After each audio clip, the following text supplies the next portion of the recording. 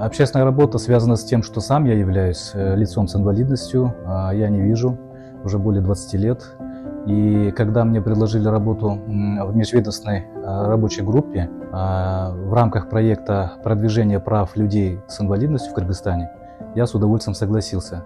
В работу были подключены не только я, с нами работали и другие эксперты, и у нас получилось разработать методологию по сбору статистических данных об инвалидности.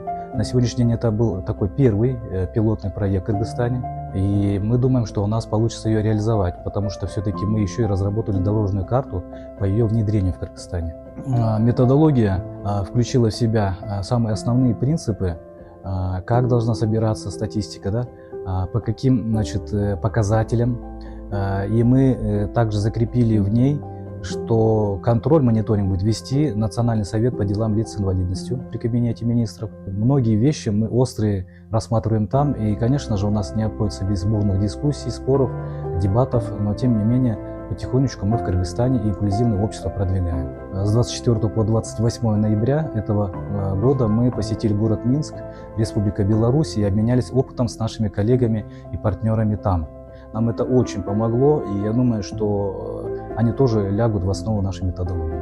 Эта работа на меня сильно повлияла, потому что, во-первых, я работал с коллегами, которых раньше знал. В такой сплоченной команде мы друг друга хорошо узнали, сработались. На меня это повлияло в личностном плане. Это был небольшой такой рост для меня, потому что открылось у меня новое такое мировоззрение на стат-данные, на которые я сильно не обращал раньше внимания. И я хотел бы, чтобы в Кыргызстане была очень хорошая и правильная достоверная статистика по инвалидности, разагрегация по всем, по полу, да, по географическому охвату.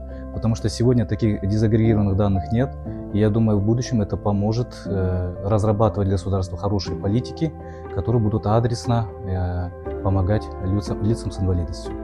Если будет такая обширная статистика с правильными дезагрегированными данными, то это поможет нашему государству в дальнейшем вырабатывать правильные программы и политики, которые реально будут помогать уязвимым слоям населения. Со следующего года, например, с министром труда хочу встретиться и все-таки пролоббировать вопрос, у нас есть ортопедический завод, да? Расширить его функционал. В эту работу должны подключаться все, и Министерство просвещения, науки и инноваций, и Министерство культуры. При хорошем межведомственном взаимодействии можно будет достичь хороших показателей и сделать Кыргызстан доступной страной для всех.